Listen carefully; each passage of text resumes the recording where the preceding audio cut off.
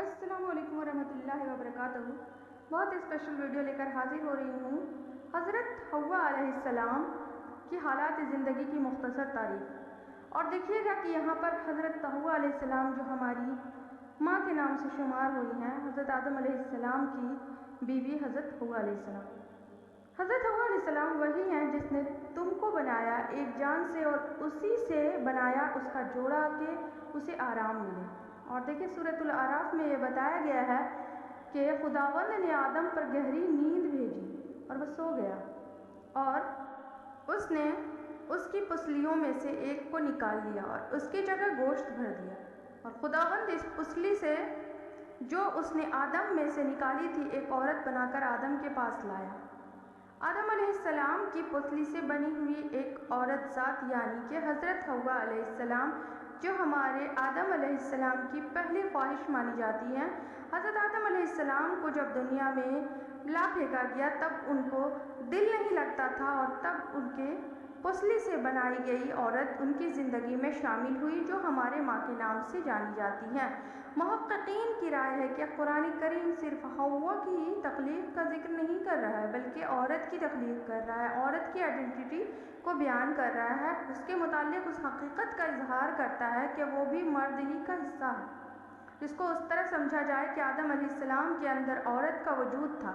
अल्लाह ने जब चाहा कि हर फर्द दो परत से मरकब है, एक परत ज़ाहिर और गालिब रहता है और दूसरा परत मगलूब और छुपा हुआ रहता है। मर्द हो या औरत दोनों दो रुखों से मरकब हैं, एक ज़ाहिर रुख और एक बातिन रुख। औरत उस ज़ाहिर रुख औरत के खदोखाल में जलवा नुमा होकर हमें नज़र आता है और बातिन रुख वो है जो नज़र नहीं आता। इस तरह मर्द का ज़ाहिर रुख मर्द के खदोखाल बनकर हमारे सामने आता है और बातिन रुख वो है जो मुखफ़ी रहता है। मतलब यह है कि मर्द बहैसियत मर्द जो नज़र आता है वो उसका ज़ाहिरी रुख है और औरत बहैसियत औरत जो नज़र आती है वो उसका ज़ाहिर रुख है।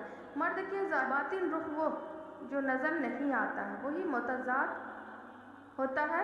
इसी तरह मर्द का ज़ाहिर रुख मर्द के खदोखाल बनकर ज़ाहिर होता है। औरत का जो मुतज़ाद रूप वो होता है कि यानी अलग, उसके बरअक्स औरत उसके साथ लिपटा हुआ है और औरत के ज़ाहिरी रुख के साथ उसका मुतज़ाद यानी कि डिफरेंट बातिन रुख मर्द लिपटा हुआ है। अफ़ज़ाइश नस्ल और जिनसी कशिश का कानून भी इन्हीं दो रुखों पर कायम है। औरत के अंदर बातिन रुख मर्द चूँकि मगलूब है और गालिब खदोखाल में नमूदार होकर मजहर नहीं बना, इसलिए वो गालिब और मुकम्मल रुख इख्तियार कर चुका है और उसके अंदर जज्ब होने के लिए बेकरार रहता है। इस तरह मर्द के अंदर छुपा हुआ परत औरत चूँकि मगलूब और नामुकम्मल है इसलिए वो भी औरत के ज़ाहिरी रुख से हम आगोश होकर अपनी तकमील करना चाहता है। उलमाए बातिन फरमाते हैं कि कानून कुदरत के मुताबिक अगर ज़हनी मरकज़ियत किसी एक रुख पर कायम हो जाए और इंसान के अंदर रूह जिसे कुरान